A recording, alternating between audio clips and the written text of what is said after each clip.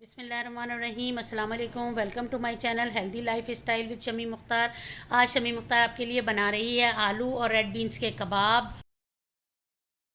जिसके लिए मेरे पास मौजूद हैं हाफ़ के जी आलू बॉयल्ड और रेड बीन्स जो हैं वो भी 1 कप मौजूद हैं, और 1 टेबल स्पून जो है मेरे पास अदरक कुटा हुआ मौजूद है, और 1 टेबल स्पून ही मेरे पास लेमन जूस जो है वो मौजूद है, और 1.5 टीस्पून मेरे पास नमक है, 1.5 टीस्पून मेरे पास कुटी हुई मिर्च मौजूद है, और इसके बाद 1.5 मेरे पास धनिया कुटा हुआ मौजूद है। घर का कुटा हुआ मेरे पास धनिया मौजूद है।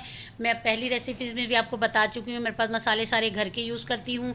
1.5 मेरे पास जो यहाँ पर ज़ीरा मौजूद है, और इसके बाद मेरे पास सैलड में एक छोटी सी प्याज है, हरी मिर्च कट की हुई मौजूद है, और थोड़ा से मेरे पास एक छोटा सा टमाटर कट किया हुआ है। पुदीना मैं ज़्यादा यूज़ करती हूँ, पुदीना मौजूद है मेरे पास। अब हम कबाब बनाना स्टार्ट करते हैं। मेरे पास बॉयल्ड आलू मौजूद हैं, जिनको हम अच्छे से मैश करेंगे। बिल्कुल ये देखें, मैशर से हम इसको आलू को बिल्कुल बारीक यकजान इनको हमने मैश किया है, ताकि इसमें से कोई भी मोटा पार्ट हमारे पास ना रह जाए।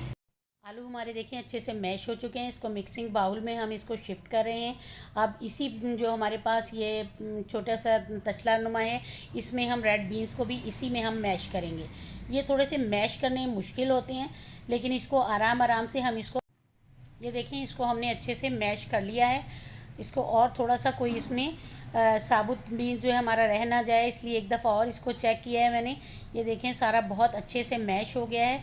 अब इसको भी हम जो है मिक्सिंग बाउल में आलू के साथ देखें मिक्स करेंगे। ये देखें, अब मैंने मैश किया हुआ जो लोबिया था सारा मैंने वो इसमें आलू के साथ मिक्सिंग बाउल में ऐड कर दिया है। अब इसके बाद जो स्पाइसेस थे मेरे 1.5 टीस्पून इसका रेशो था चारों चीज़ों का, वो इसमें मैंने डाल दिया है।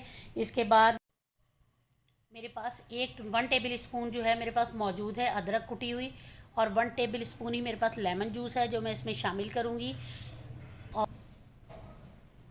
और इसके साथ ही अब मैं जो हरे मसाले कट किए हुए थे सारे, वो भी मिक्सिंग बाउल में शिफ्ट कर दूँगी। अब सब चीज़ों को बहुत अच्छे से हम पहले चम्मच से और फिर अपने हाथ की मदद से इसको बहुत अच्छे से मैश करेंगे।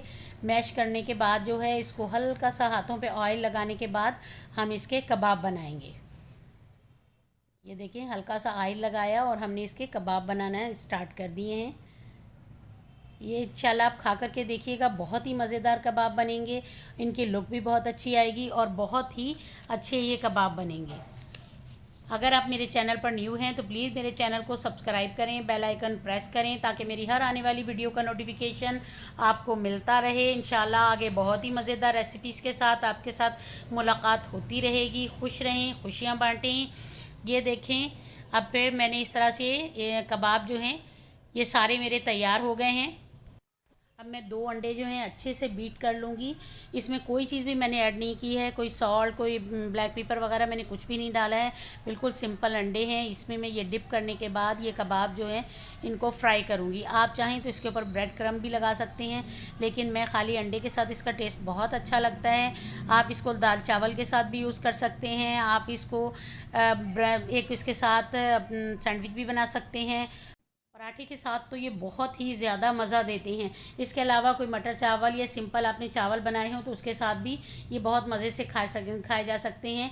ये बच्चों के लिए एक बहुत ही अनोखी चीज़ आप बनाएंगे। बच्चों को बिल्कुल भी समझ में नहीं आएगा कि आपने इसमें रेड बीन यूज़ किए हैं। इसी तरकीब से आप ज़रूर बनाइएगा और मुझे बताइएगा कमेंट्स बॉक्स में कि ये कैसे बने, आपको कैसे लगे। उम्मीद है ये आपको ज़रूर पसंद आएंगे। ये देखें, इसका कलर भी कितना खूबसूरत से आया है, खाने में बहुत जायकेदार और चटपटे से हैं।